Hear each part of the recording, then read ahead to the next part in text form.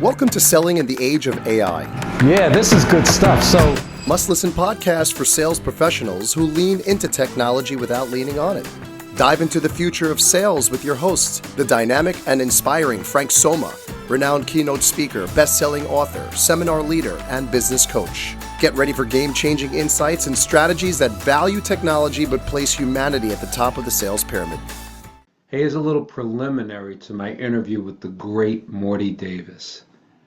This guy is an icon. We're talking about a Wall Street investment banker who's been at it for 6 decades and has made fortunes, bought and sold companies, an amazing, amazing guy, and a great sales guy. I mean, Morty started out, in a tenement in Brooklyn, dropped out of high school, went on to become a Harvard business grad, a story that's fabulous on its own. But on top of that, when he got to Wall Street and was given the job a Harvard business grad would have, which is in operations at a high level, he opted for selling and crushed it. The guy's an extraordinary salesperson, a great businessman, most importantly to me, a great philanthropist. Morty Davis has given away more money than I'll ever make, and he's still worth a fortune. He wrote this book, Happiness Guaranteed or Your Misery Back, 365 Days of Happiness, Psychology, and Humor. He wrote it with his daughter, as you can see here, and it's just fabulous. I cannot recommend enough that if you want to figure out the key to happiness, talk to a 96-year-old guy who, when I got him on the interview, the first thing he did was tell me a joke. We're talking about a man who's got a fabulous sense of humor, a great smile, and he's given away tons of money to great causes like yeshivas and hospitals. I think that's probably a big part of his happiness. Anyway, check out Morty's book. You cannot go wrong. Welcome, everyone, to Selling in the Age of AI, where we talk about the confluence of technology with the mastery of personal selling skills. I'm Frank Somma, and my guest today is the amazing J. Morton Davis, better known as Morty. With over 60 years of experience as an investment banker, entrepreneur, investment analyst, genius economist, venture capitalist, and political analyst and strategist, Morty Davis is Wall Street and capitalism personified. The over 400 companies for which he has raised more than $3 billion over the years have created countless numbers of jobs and exciting new products. Through the Voice of Wisdom dynamic weekly podcast, Mr. Davis explores, analyzes, and debates the most topical, political, and economic and social issues facing our world today. Welcome, Morty. Thanks so much for taking the time to be with me today. It's a pleasure to be with you and your impressive audience. Thank you, sir. Thank you, sir. I'm so glad that we got together. What we talk about here is really where personal skills matter, right? We live in an age where they have robots flipping the hamburgers at McDonald's now, and I'm wondering what you think about how, especially in the sales arena, right, which is most of what folks have to do in their life, how do you think it plays with all the technology, and should salespeople be worried that they're going to be obsolete soon? I think interpersonal relationships are the most effective way to sell. There was a famous salesman, leading salesman for an insurance company.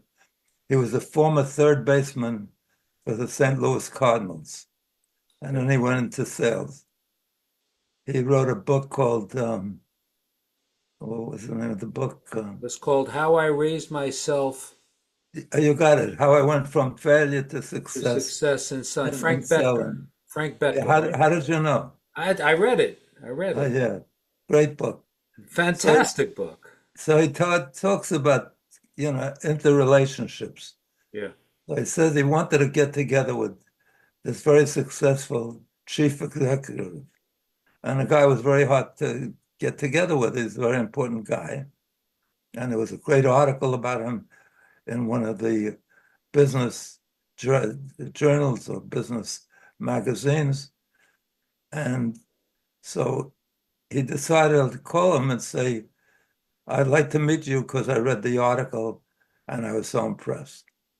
Well, he called up and his secretary, his executive assistant said, it's very hard to get to see him because he always got tons of appointments, people waiting to see him, and very uh, important people.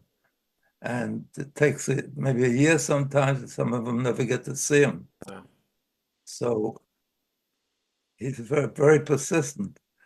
So he keeps buying different things for the receptionist. So he wins her over.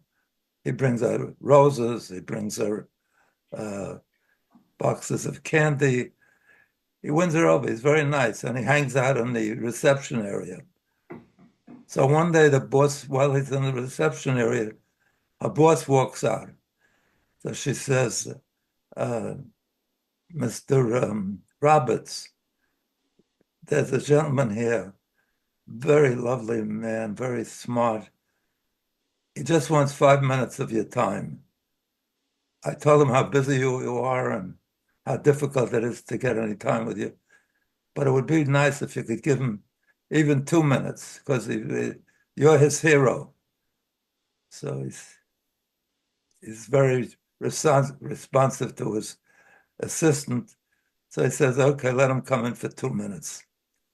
So he invites him in, and the young man says, Betcher says to him, the guy who wrote the book, he says, I read your story. It's so impressive how you went from nothing to the top of the business world, and you did it with such finesse, and you have such a big following in industry and commerce.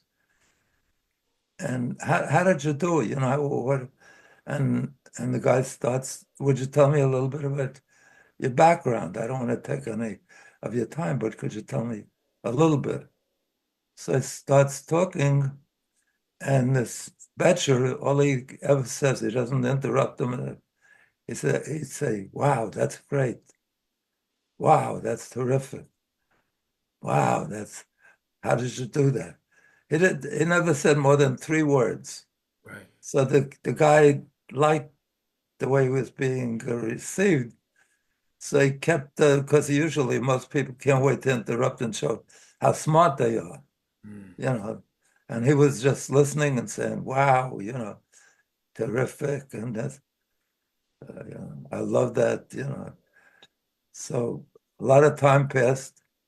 It kept him there 2 hours. Instead of 2 minutes, he kept him there 2 hours. Wow. At the end of 2 hours, he had said, I got another meeting I got to attend right away.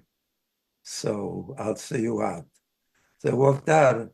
And with that, he says to the receptionist, he says, this young man is one of the greatest conversationalists I ever met. He hardly said anything. But it shows you, if you're a good listener, it doesn't exist. I get people who come to my office, Southerners, and I don't have time, and I'm very impatient, and they got this drawl. So I finish their sentences for them. And I understand that, and everybody, when I talk, people can't wait to show me how smart they are. So they interrupt. So somebody that's a good listener becomes the best salesman, because most people don't have the patience or the intelligence, really, to listen well. So that's one of the best lessons in a book. The less you talk, people, even when in the midst of a sale, I was trying to sell somebody some product, and my assistant was there with me. And he said, okay, I'll do it. And then my assistant starts interrupting him and answering some question that came up before. We made the sale. He says, I'll do it. So that's like the height of idiocy, because, once you make the sale, keep your mouth shut and put the pen in the guy's hand and let him sign. What could be better than yes? What Yeah. possible thing could you be bringing up that's better than yes? But he wanted to show that he knows the answer to something that wasn't answered earlier. It's not a quiz show. It's getting across a message that will be compel the guy to buy Mhm. into what you're selling.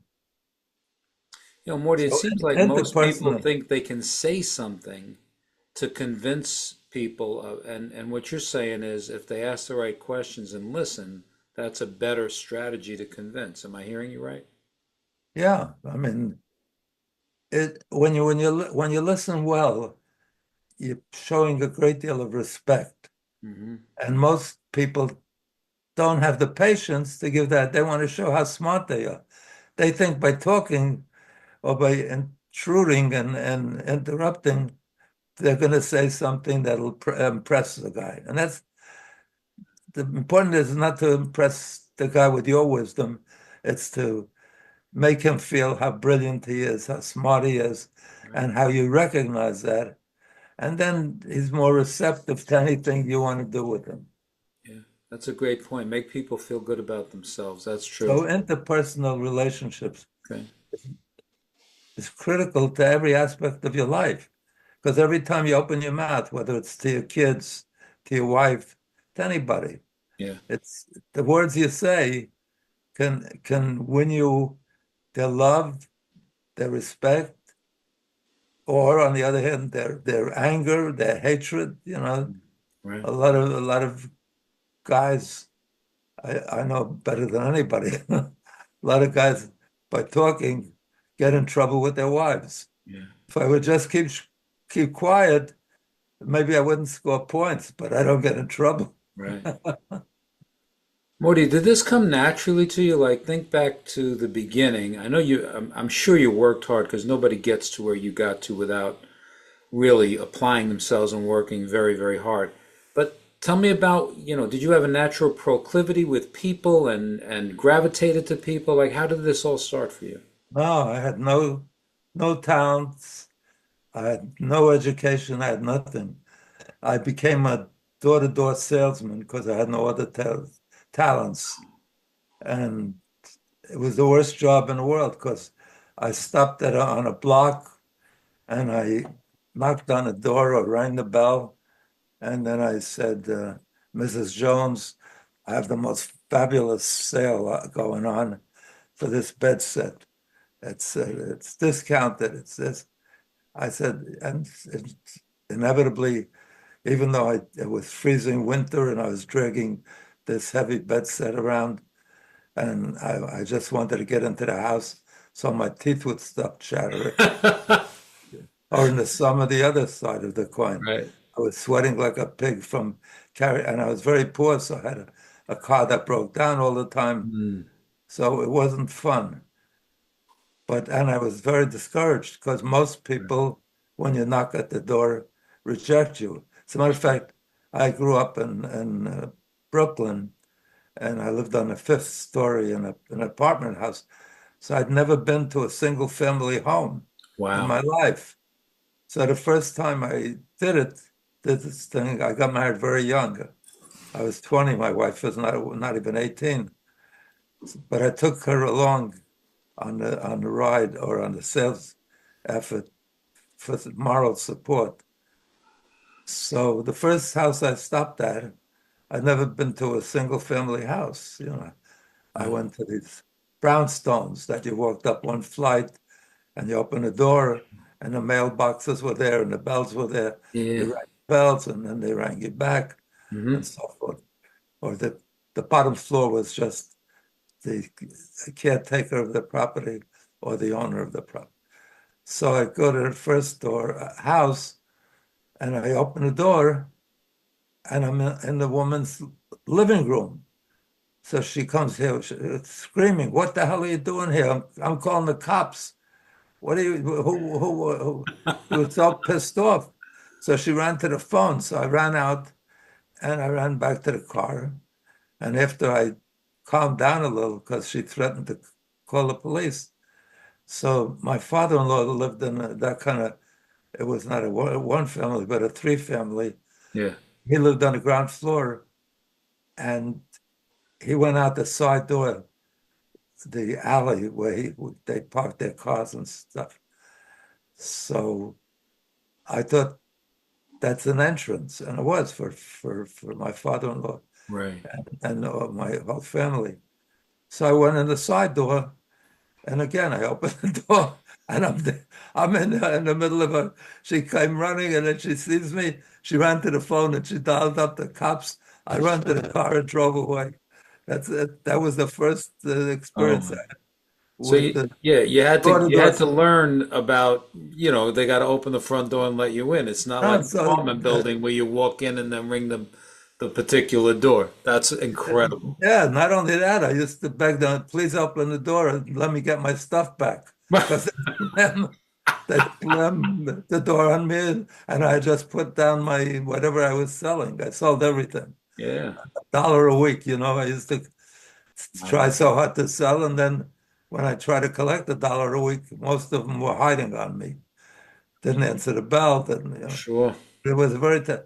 So I learned because I met other people that were somewhat successful Right. doing this kind of thing. And one guy gave me a lot of courage and hope. He said, Morty, even if you're the best salesman selling like cold door to door or even on the phone, cold calling, the best you'll ever do is 1 out of 100.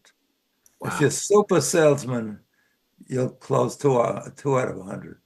If you're the best in the world, you'll close 3 or 4 out of 100. So Right. you got to be prepared to have most people, reject you to Right. close the door on you. So he said, so just keep on, as they close the door, say 1 out of 100 is waiting for me.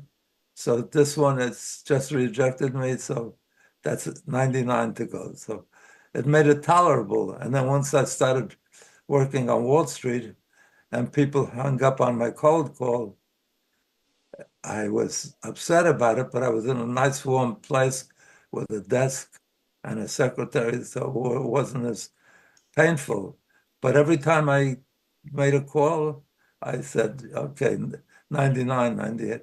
As I became better at it, I closed, you know, 2 or 3 out of 100. But that's such good advice. It really But is. it's so easy to get discouraged as a salesman who doesn't know the person you're calling them, you're interrupting their day. Sure. I understand that. So You, you learn by experience. you just said something that was super interesting to me, and that is, so you're out cold calling and Tell hot. me about it.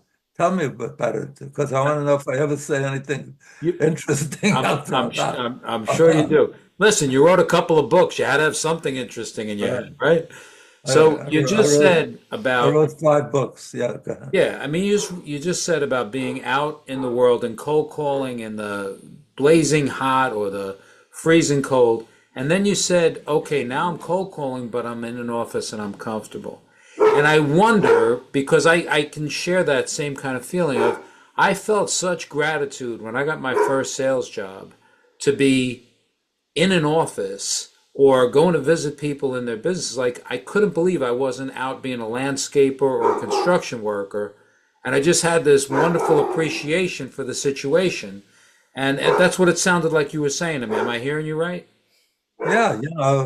As a matter of fact, I was so desperate to get an office job that my brother was younger and went through school normally. I dropped out when I was 14. So I was way behind. So he got a job with Aetna Life as a estate analyst. He analyzed policies and wrote up presentations and so forth. So I asked him to get me a job at the company like that job because he sat at a desk with a pencil and a pad and warm. So he got me an appointment with a very handsome, tall executive vice president of the company, big Irishman. I don't remember his name, but it was a very Irish name. A nice guy. So he took me to a top restaurant on Wall Street. I did never been to fancy restaurants. That wasn't my lifestyle. it was so awkward for me because I didn't know what to order. So I ordered. I looked at the menu. I said, "Never mind. I'll have a tuna fish with tomato and onion on toast or something." So they brought he said he ordered that. He wrote it down. When they brought it, I took a knife and a fork and I started cutting it because I thought that's the way you do it. It's got you got to be fancy. And he was very nice. He said, "Look, you could pick it up and hold it as a sandwich." Oh, So that's I so. did. But anyway, we had a conversation, and then I told him what I'd like, the same job as my brother. And at the end of the interview, he said, "I won't give you that job." So I said, "Why? I have the same skills as my younger brother and so forth." He says, "No, no, no. I would hire you, but not as an analyst." So I said, what would you hire me?" He says, "I'd hire you as a salesman." That's no, I didn't want to hear that because I came to there, so I shouldn't have to be a salesman. So I said, "Why is that? Why wouldn't you hire me as an analyst, but only as a salesman?" So he says, "At Aetna, we have about, I forget what he said, 20,000 salesmen. And out of the 20,000 salesmen, um, maybe 25 are top salesmen, 30 are the top salesmen, and they're all Jewish." So it says, apparently your tribe, your people have a skill, so I would hire you for that job. Oh my goodness. I was sorry to hear I was Jewish. So it was one time he said that was a plus. So he says, so I said, "No, I don't want to take that job," and I didn't take the job. But I'm saying it was very hard to get. So desperately wanted a job in an office. One time I picked up the New York Times. I used to look at help wanted, and it said office job, uh, great, uh, uh, great handwriting required. Okay. So I got there early. I wanted to be hired, but I didn't deal with reality because I couldn't even pass penmanship, where all I had to do was make lines like this. I got an F in that. Oh my. So, but I was so desperate for the job. So I was there at 6 o'clock in the morning when he finally came and started interviewing. I was the third one he interviewed. So he says, "Write down your name and write this short sentence." So I did. He says, "Morty Davis, I'm going to do you the biggest favor in your life. Whenever it says good handwriting required, stay in bed, enjoy the day, enjoy the day, because this job is not, you don't qualify, It's like the old man, he's an old guy, sees an ad, you know, uh, he wants an assistant. This guy wants his assistant to join him on a safari.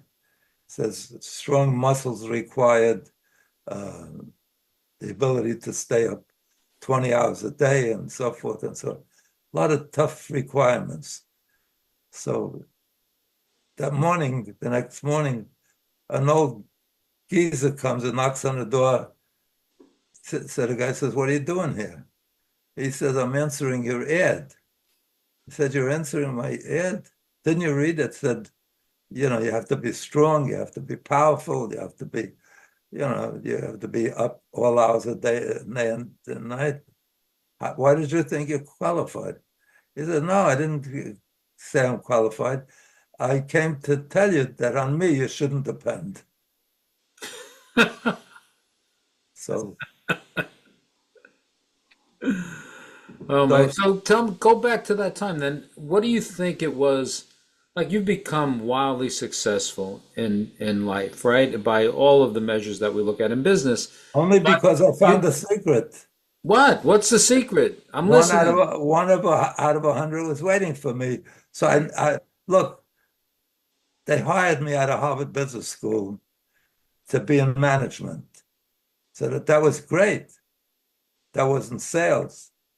I was in charge of all the salesmen at the company But called time out. Sheila. How do you drop out at 14 years old and then end up in Harvard Business School? Oh, I'll tell you, I Please. didn't know anything about colleges. My father didn't know anything. Neither my mother or my father went to finished high school because they came here when they were like 13 or 14. Okay. Never went to school. And my father was from Hungary, my mother from Poland. Hmm. So they didn't know anything they know about parochial schools, yeshivas, Yeah. So he sent me to a yeshiva with foreign rabbis. I was born in 29. It was a very bad year. Hmm. That was the year of the stock market crash. Sure. I don't know if you heard about it. I A once, lot a of long time a, ago. a lot of people jumped out of the windows Yeah. because the market was crashed.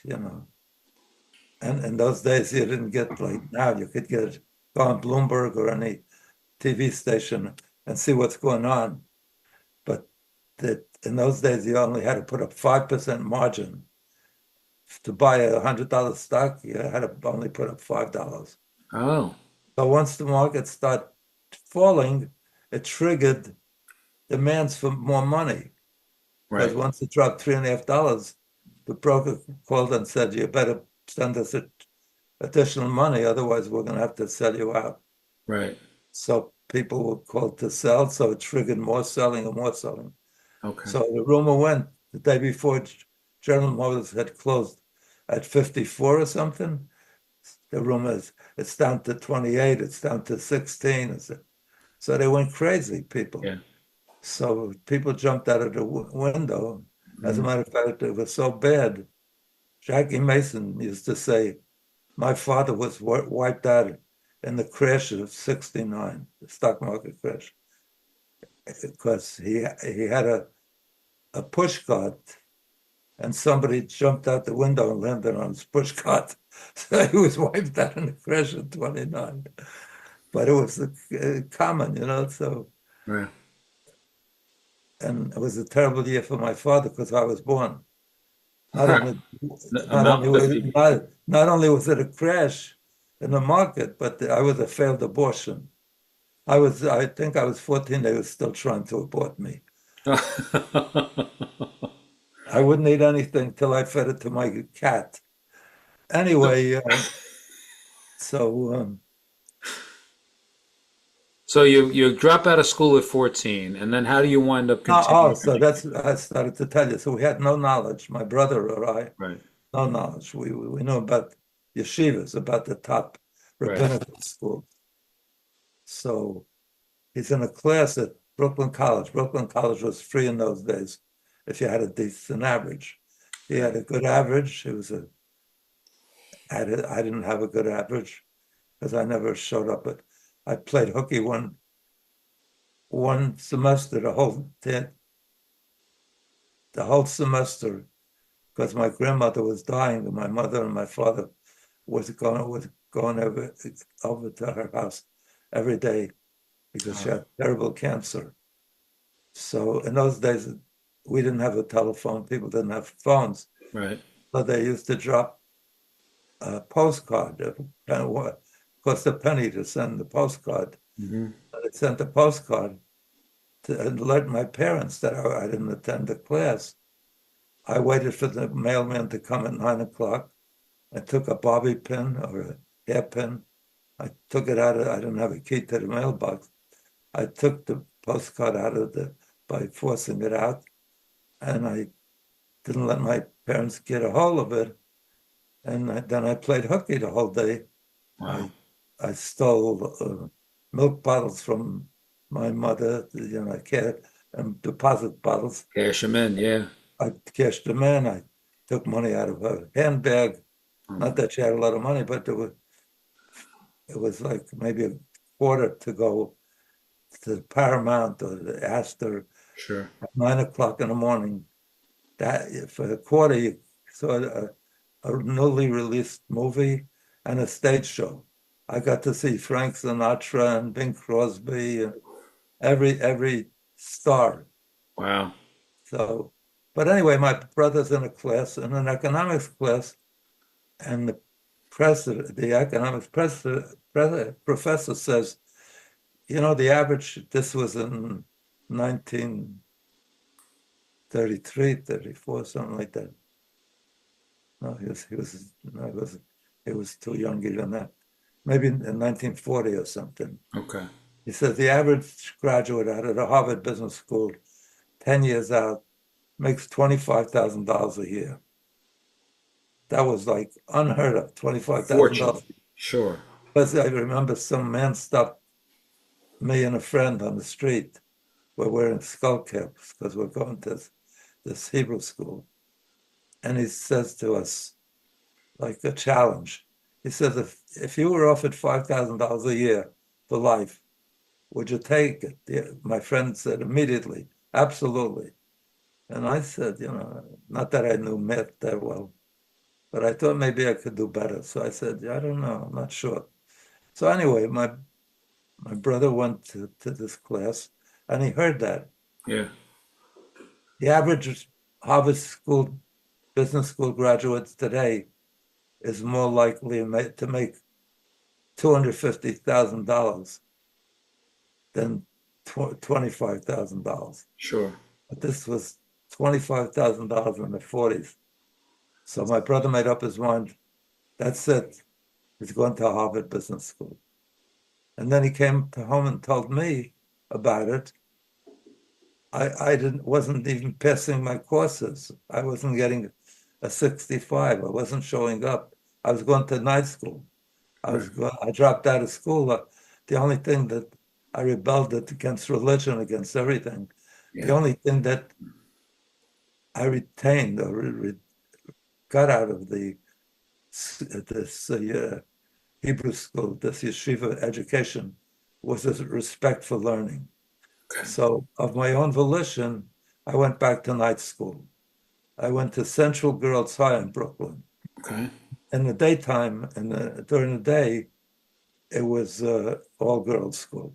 At night, it was co-ed. Right. It was in the Bed-Stuy section of Brooklyn, Sure.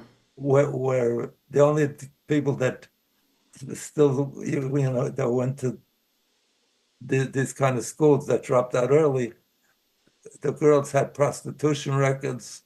Oh boy. They all had juvenile records. They told me the girls are prostitutes. I didn't even know what it meant. The boys had shivs in their boots. They didn't have guns in those days. Right. Nobody had that much money they could afford a gun, but there was a lot of crimes. So I used to be afraid to go to school. But anyway, I managed to get in 4 years. The only thing I learned, I took Spanish one year as one of my electives, and what I learned was on Christmas we all sang together, Noche de Paz, Noche de Amor. That's what I got out of 4 years of night school. Nice. But afterwards, I got a diploma that's at Central Girls High. So I have 4 daughters. So I hung up my diploma in my study, and their friends used to say, "What's with your dad?" It says he graduated. I was ahead of my time. They thought I was a transvestite. They said, "How come he graduated?" He graduated from Central Girls High in Brooklyn. Anyway, that was the story of my education. But once I heard you make that kind of money, Yeah. I took the studies seriously. I only had 3 daughters at that time, 3 little kids. I locked them out of my room. Before that, I used to play with them. I used to be friendly. Locked them out of my room. I sat in front of a wall, nothing in the room, just a wall. I sat at the desk. The only thing I could see was the wall. And I studied all the notes that I took in a class that the professor and I memorized the textbook from cover to cover. In other words, I read it over and over and over Right. again. So I was getting straight A's because there's nothing that the professor could give me on an exam that I hadn't rehearsed and studied. Yeah. I got straight A's. When I graduated college, I graduated Phi Beta Kappa, summa cum laude, everything. And Brooklyn College used me because it took 8 years for me to get through college Right. because I went at night. So they used me as a promotion, and they sent the newspapers taking pictures of me, my wife, and my three little girls. I was on the front page of in those days, there were a lot of New York papers. There was Sure. there were the papers that are still around, the New York Post, the Times, but many, many more papers. The Yeah. Daily News, the Daily Mirror, there was a paper called PM, the Herald Tribune. I was in every one of those papers, and I lived in Staten Island at the time. So I made the front page of the Staten Island Advance, Hmm. and I still have those pictures. They're amazing. They did it as a promote, Wow. and it was so flattering. So I mean, I was like a superstar, and then I took the exam to get into Harvard Business School. My brother graduated right through, so he graduated young. And when he applied to Harvard Business School, they rejected him. Oh, wow. So he went on to Columbia and got a master's in economics. And then he applied again and he got into Harvard Business School. Wow. Even when he got in afterwards, every time he wrote me letters, he said he's flunking out. Because if you're a WASP and you get into Harvard Business School, you'd figure you're a genius. If you're Jewish and you got into Harvard Business School, you figure they're going to find you out one day that you're a fraud, that you can't believe. So he kept writing that he's flunking out, he's flunking out. Meanwhile, they're telling me he's flunking out. It turns out he's a Baker Scholar. That's the highest award. God He's bless. a straight A. He went on to become a professor at Harvard Business School and a professor at MIT simultaneously. So, Wow, that's fantastic. and So then it was really about your desire, right? It was, you wanted it really badly. And that's yeah, what drove look, yeah, because we were a very poor family in those days. There was no, what do you call it, government subsidies, you. Right, right. no welfare. No, There wasn't was like that. something called relief, but proud people wouldn't go for I was going to relief. say people were embarrassed to take. They right, they didn't Yeah, want to take it. exactly. It wasn't like it So, is today. Yeah, right, I'm accepted. surprised you know about it. Hey, So you're my right. dad was born in 34, Yeah. and he tells me a lot of stories about his growing up, and Oh, yeah. he grew up without a dad, and he dropped out of high school when he was a kid, and similar kind of things like that. And it was funny when you were talking about $25,000. I remember very specifically, my dad bought a house in Staten Island. He was a New York City firefighter, and he Yeah. bought a house in Staten Island in 1964, and he had made $6,000 that year, 1964, as a Wow. firefighter. So when you're talking about in the 40s, 25 grand, I'm like, Yeah. now I understand the scale of it. Right. Right. Right. Yeah, that's huge. So you get your job, right? You come out of school and you get a job. And Morty, what was it about you? No, There's so a lot of let me let people that me came out of let me Harvard tell you. doing this. So I finally got the kind of job I want. I'm Okay. sitting at a desk. I'm having, and I'm at the head of one of the things. The guy hired me.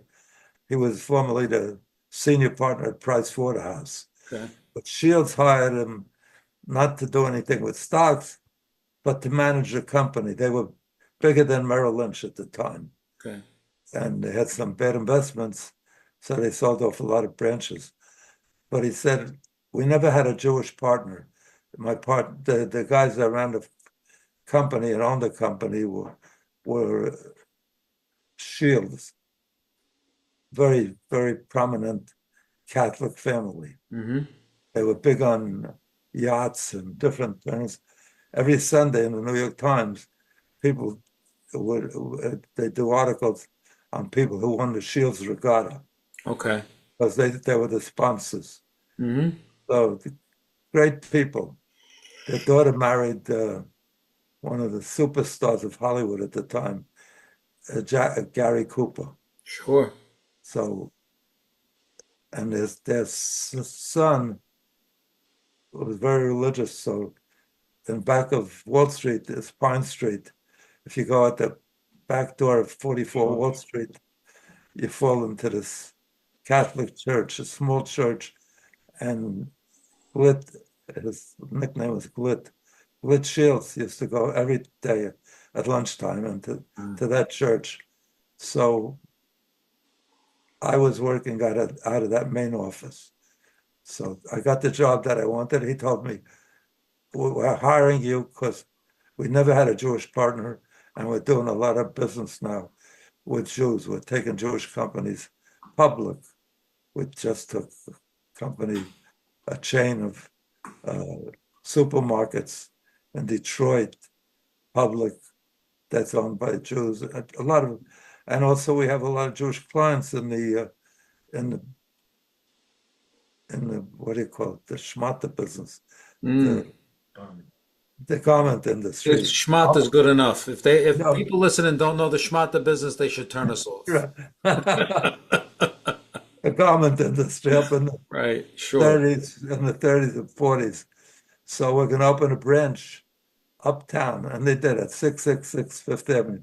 Oh, sure. No, And that's we would make you the manager of that. So we're going to hire you initially to the Wall Street branch was which was our main the major partners were all and the big brokers were. hmm. So I was the manager there, and I'm a big shot. But all the guys that are bringing me their headaches and their problems, a client wasn't paying for the stock he bought. Okay. It turned out they had checks that bounced, all whatever was negative. Yeah. They brought me their problems. Here they're making, the brokers were making good money, especially if they were in the main branch, because you didn't have to ask how much you made. Whatever the commission was, you got 50% and the firm got 50. Right. So these guys, some of them were making 100 grand, $100,000. You know how much they started me out of Harvard Business School I can't with imagine. in 59. I got out in 59. 59, yeah. I got out in 1959. So the guy says, we're going to start you with a higher salary because you have three kids. So I figured that's pretty good. He's going. Right. So I said, how much are you going to start me with? He says, I'm going to start you with $54,000 a year. So I said, so what do you start the others that don't have kids? He says, $5,000 a year. Wow. So that was in 59. So lawyers were hired for less than that because Wow. till they were like trainees or accountants who were That was a lot of money, 1959, Morty. My goodness. That's a $54,000. ton. It still wasn't a lot of money, but I'm saying Yeah, he's but it telling me was how in, much. in 1959. That was a serious job. Yeah. So Yeah. he gave me 54,000. So anyway, they're making $100,000. They don't have to ask for a recommendation or a raise. Right. They just stay on the phone, and if they make one more sale, they say, "I just got $1,000 commission. Sure. I get 500." And they were making big money. I mean, really big money. If I was getting 54,000, they were making 100,000, some of Yeah. them. So and they're bringing me the headaches. So I said, the hell with it. I want to do what they're doing. I Right. want to make that kind of money. So I went down and saw the senior partner and I said, I don't want to be in management. I appreciate you giving me the opportunity. I want to be in sales. And that's when I switched Wow. to sales and did that formula, 1 out of Well, 100. And and I never got off the phone. all of the brokers even. There was a room there where they broke for coffee, where they broke Yeah. for lunch. They sent up. I never broke for anything. I stayed on the phone. I had a secretary. I said, just order me up a tuna fish sandwich, or I didn't take a coffee break, and I just stayed in the middle of my biting a sandwich. I was making calls. Wow. So it brought tremendous dividends. After 1 year, out of 1,000, more than 1,000 brokers that the firm had, I was number two. So Wall Street, even though it's a big place, you become known. So everybody, Oh, yeah. I, I mean, I was recruited all over Wall Street because top salesmen were the hardest thing to get. and I mean, your persistence was what marked you for greatness. What other things do you think played in? Like, what else made you rank that high beside the fact that you outworked other people? What other factors do you think helped you? It was my beginnings. I worked hard even when I made a lot of money because I was still responding to being like Yeah. a poor Yeah. soul, like what do you call it? So even when I was worth millions before I was 40, and I was still acting like, instead of taking a cab, I would take a bus or I'd Yeah. walk, and then I'd say, well, the rest of the way, I went 2/3 of the way walking. I was very, And humility. very, very stingy with money, very careful. You never So forget where you come from, Morty. That's important. yeah, yeah. That's important. But I mean, I you was as a frightened. person, I though, was, if anybody sat down and made as many phone calls as you, yeah. right? Let's just say we get some other person, they sit next to you and make as many phone calls. What's another differentiator? What other part of you do you think helped you to excel beside work ethic and persistence? My determination not to take no because I was desperate Okay. for the income. Other people, they make the sale. They don't make the sale. They give up quickly. And the only time I used to stop calling, I'd call like at 10:30 at night, and a guy would say, Mr. Davis, you got a hell of a lot of nerve calling at this hour. I figured it's probably counterproductive to keep on staying at the phone on the Yeah. phone. But I went in Saturday, Sunday. Yeah. I worked 7 days a week. It was determination to distance myself from poverty. It was not, Mm. like I felt wealthy or I felt like I I'm making a understand. lot of money. And I had a fabulous wife. That was the other. What was his name? Greenberg. Who was Hank Greenberg said? Yeah, He said, "I only hire PhDs, poor, hungry, and driven." I never heard that before. Yeah, that was in Hank Greenberg's book. Really? PhDs, poor, hungry, and driven, and I think That it's was, that was, that was me. yeah, absolutely. But that's a quality that that drove you. And so as you go through your career, and you're marked by great work ethic, and of course driven by what was in your past.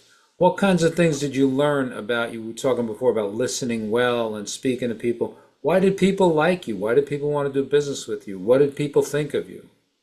Who said did I say anybody liked me? I said that. I don't know. Nobody ever told me they liked me. But why did they like to do business with you? What was it about you versus somebody else? Because I was so eager to make the sale that I made uh, statements about the opportunity that was so great that it was hard to turn down the opportunity. I'd say, I want to tell you about a stock that I think it could triple and very little downside. And so I said, let's buy 5,000 shares. So right away, the tendency of people to say, oh no, I'm tied up on it. Right. But I started out asking them for a big number. Then they say, let's buy 3,000 shares. So they say, well, I don't have any free cash. So So then they finally say, all right, get me 1,000 shares. So, I was persistent even when they said no, you know. Yeah. So I got a big following and I got a lot of recommendations, reference. Right, because well, you obviously gave them good value, right? So that they would refer you to other people. But the idea of, I wanted to ask you about that because you were saying I didn't take no easily. And I think that's a hard thing for people not to take no. They want to be polite. Somebody says, hey, gee, it's not for me right now. They go, oh, okay. And really, they have to dig in at that moment and ask another question or try again. Right. And that's what it sounds like you're saying to me that you did. Yeah. But most people that are selling aren't as desperate to make that sale as I was. It Okay. was feeding my family. It was still that attitude. So, and by virtue of my strong desire to make the sale, I try to develop lines that would convince them and not talk too long. I'd just state that because other guys would be good salesmen, but they'd talk a half hour about the stock and what it's going to do, and it's developing a new drug. And so every time they got a call from their client, the guy say, "What's the status of the drug?" And then they'd have to. The only thing you have in this business is time. So I didn't take time telling them about it. When they called me, they said, "What's the price of the stock?" Right. That's all. So it Right. didn't take a lot of time, and I could cover a lot of people. And I found that was the best way to make a lot of sales. So I became number two in the whole, out of 1,000 people, I became number two in the whole, and I was offered a partnership. After working, I started in 59, the end of 59, I was offered a partnership. In those days, the companies couldn't incorporate the Wall Street. They wanted Right. Right. They're partners. Yeah. the partners to take responsibility in case the firm goes under, the Sure. partners would put up would make good. So to make a partnership on Wall Street was a big deal. Yeah. I was offered a partnership in Blair. I was offered 1% partnership, nominal, but I took it. I was offered several others. I was offered an interview at Goldman Sachs, but I was too insecure to even go to the interview. Yeah. I had no confidence. Okay. My father used to beat me up. He told me one time, "You're a shit. You'll always be a shit." He Yeah. was right.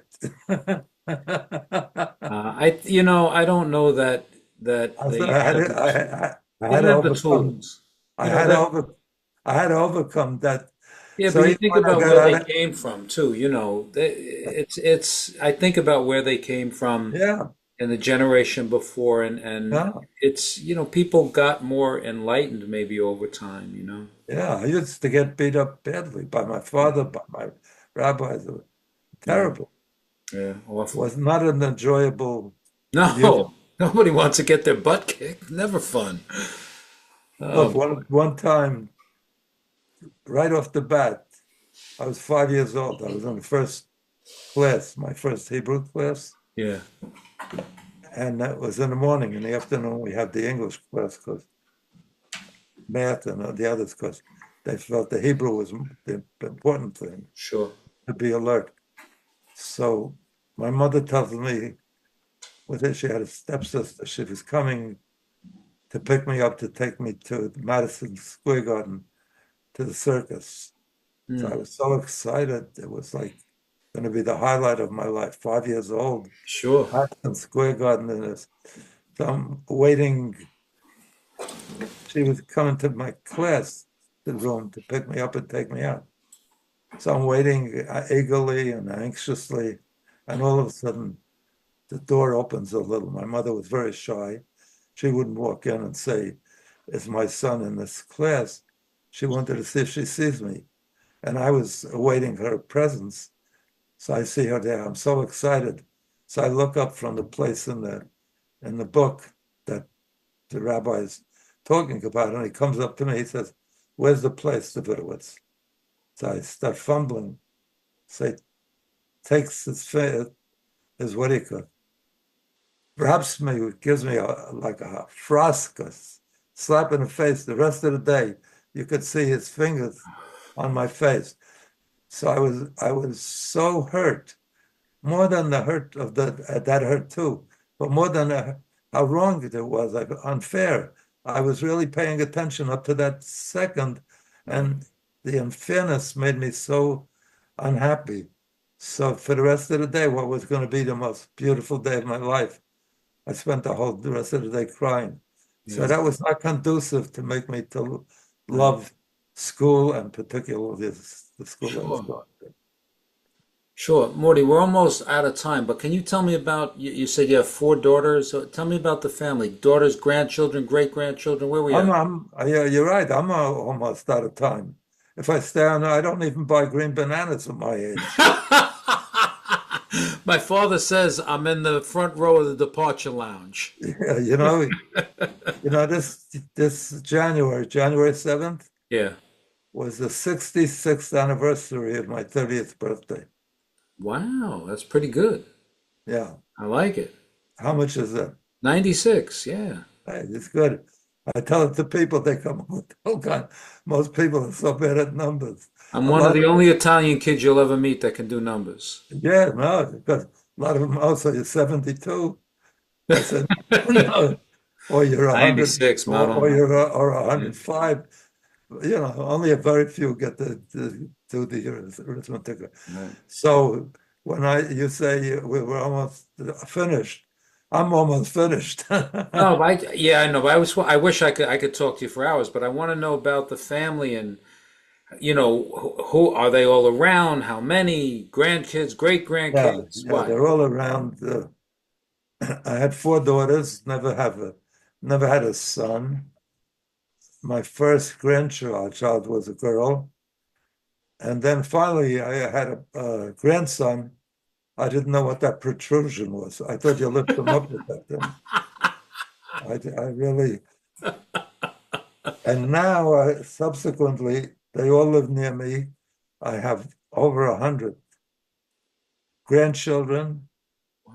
great grandchildren, great great grandchildren. Holy cow. And before my wife passed away about 3.5 years ago, we had Sorry. our first great great great grandchildren. Holy And now cow. I have four great great great grandchildren. In other words, my great grandchild has a grandchild. So That's that how would mean your daughter is a great grandma. my daughter, yeah, Holy cow. yeah. Oh And my they God. all live within a block of where I live, You're kidding. That's fantastic. except a couple that moved away, two that are married moved to Israel. Yeah. But most of them live within a few miles of the Nice. most. Nice you get to see everybody, right? Yeah. It's not nice. I put up a sign that the place is, what do I say? It's confiscated. What do I say? Be careful. Don't come in. It's contagious, Ah, contagious disease. if Because they come around and then I got to talk to them. I can't do my work. I'm still writing books. So, or handling business. I still get submissions to raise money for companies. wow. I'm still very active. So I don't want, I love them, but I don't. But when they come, I got to give them Yeah. whatever wisdom I could convey in the short time they come over. Wow, what it's when you look back on, I mean, it had to be unimaginable, right? When you were 5 years old with a rabbi smacking you in the face to go to where you've gotten to, right? But the opportunities and Yeah. hard work, that's what gets it done. And not only that, I developed good values because all the guys that graduated with me from Harvard Business School and achieved as much um, superior education. In other words, Yeah, I graduated with all kind of honors from Brooklyn College, then from Harvard Business School. right. So the ones that graduated like me and made it, became CEOs of companies, so forth. Sure. The minute they started, when they reached their 40s or something, they all became millionaires or multimillionaires, the first thing they did is they bought jet planes, they bought yachts, they bought mansions in the Hamptons, or a Yeah. couple of them bought islands. I never bought anything. I didn't go for material things. Okay. All the money I made, I gave it away to charity. I funded hospitals and schools and libraries and Harvard. And I never did any of those things because material things didn't mean, I envied that when I was young. I said, I wish I could have it. But I found much more gratification from seeing the dividends I get from going to Mount Sinai and seeing that I funded doctors that are thanking me, who say, I could have never attended, Mr. Davis, if you didn't fund my first 2 years or something. Yeah. That's so gratifying. Oh And boy. and other money that I lost, I could never lose it once I gave it away. Right. Because in Wall Street, even, no matter how brilliant you are, you have a lot of losing years. Sure. Hey, listen, I admire that. Just as a way to be in the same camp. If you see behind me, this poster is the original one Yeah. for Cooley's Anemia Foundation. I was the president as a volunteer. Wow. For many years, I give a lot of my money to that organization. I think that if you have, good business sense or you've got great sales sense and you're making money, you owe it to the world. God did not give you all this stuff for you to line your pockets. God gave this to you for you to do good things with too. I could see you're great. I could see that. That's what I think. I could see you're great. You got Hopefully we you can, must have Jewish blood.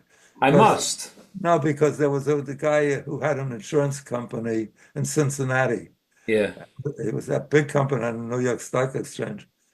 So he once told me, I can't believe it. I went to a UJA, United Jewish Appeal dinner, and they're raffling off stuff for the charity, so people buy it, and they pay outrageous prices, or they just give big donations. Right. So you can't believe how many people pledged $1 million or more. He says, I go to a dinner for Catholic charities. If somebody gives $5,000, we think it's great. Mm. I had a Israeli friend. He was married 5 times. So the fifth time he was married, he married a nice Catholic girl from Brooklyn. Okay. And he joined a church. He was a very nice guy. He wanted to be part of her life. So one time they had a fundraiser, so he gave $5,000. He says, you'd have thought I've given $1 million to Jewish charities. Yeah. I never got the reception. He says, now I sit up on the what's the bima called? On the dais with the priest, Right. because I'm such a winner. That's amazing. He says, so this guy says, I never saw it. As a matter of fact, two Jews are their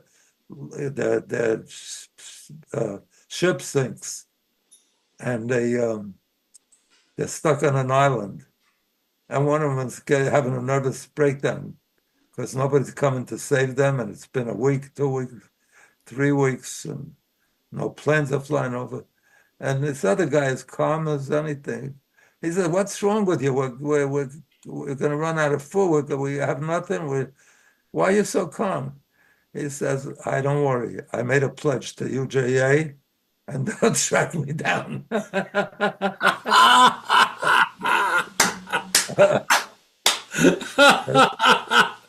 Oh, that's fabulous. Yeah.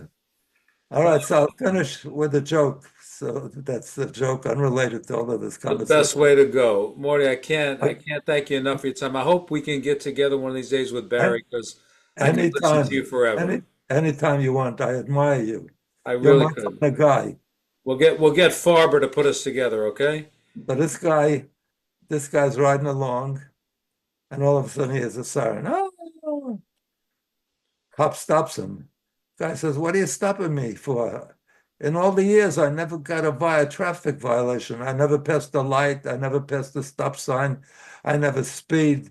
I never, I never had to got a traffic. Why did you stop me?" He said, "No, I didn't stop you to give you a traffic violation. I stopped you because your wife flew out of the car 10 miles back." He says, "Oh, thank God. I thought I was going deaf."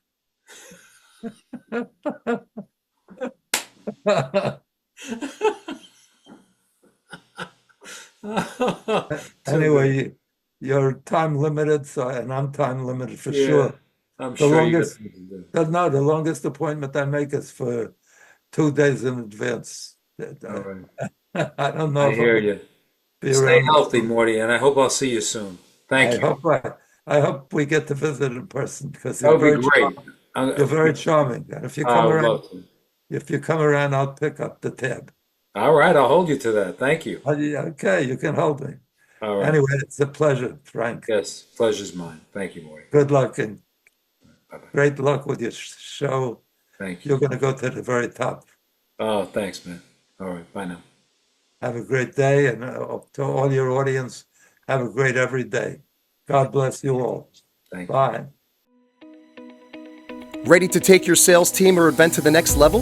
Visit franksomma.com to discover how Frank can coach your top performers, deliver a tailored workshop for your team, or captivate your audience with a content-packed keynote at your next event. Frank's best-selling book, B2B is really P2P, is now available on Amazon and Frank's website. Here's a special offer. As a valued listener, mention this podcast when you contact Frank and receive a 10% discount on your first coaching session, keynote, or workshop booking. That's a wrap. Thanks so much for tuning into this episode of Selling in the Age of AI. Be sure to check out the show notes for links to all of the topics we discussed, and of course, to connect with our amazing guests. I have to shout out big love to my production team, Neeks, Angelo, Nico of Digital Presence. You guys rock. If you want your digital presence to explode, check these guys out at digitalpresence.team. And until next time, remember, people can't point and click you. Be the difference maker for your prospects and clients.